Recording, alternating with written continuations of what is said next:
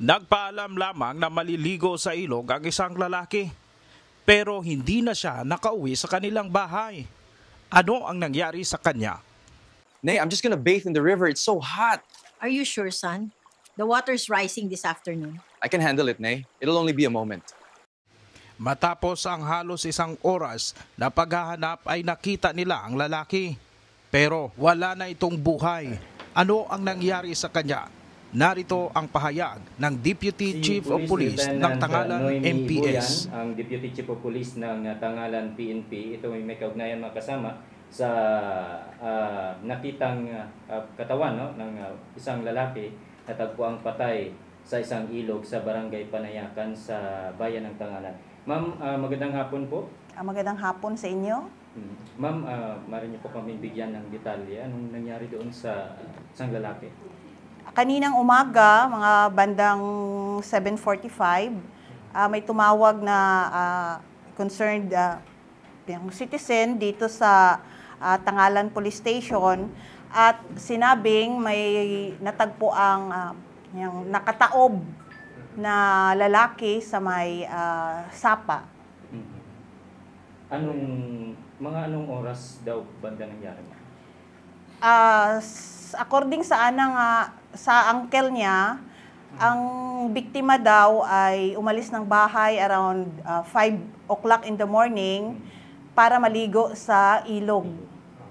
Tapos, ayun nga, hindi na nakabalik yung biktima at napuntahan ng uncle niya doon sa ilog at nakita niyang nakataob na ang at ang ilog na yun ay may umaagos daw yung tubig. Anong dahilan ng kanyang pagkamatay po? According sa family niya, meron daw itong history ng epileptic.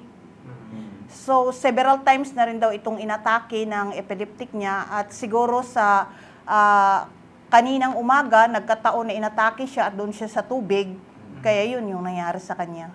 Any sign na may mga injury sa katawan niya? Wala po, walang injury. So, anong paniniwala ngayon ng family? Ang family, hindi na nga pinadala ng ospital kasi at that time, andoon na rin yung MDRRMO ng Tangalan, ni-revive pa nila, pati yung family, humingi ng tulong sa mga kapitbahay at ni-revive nila yung victim pero wala na.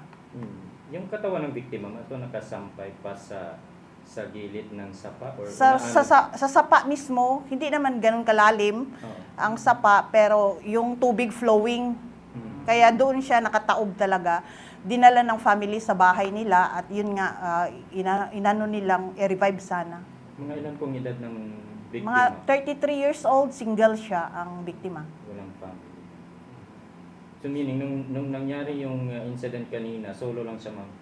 Wala siyang kasama? Opo, siya lang po ang pumuntang around 5 a.m. na yun. Malayo ba doon sa bahay? Mga 150 meters ang layo ng sapa doon sa bahay ng biktima.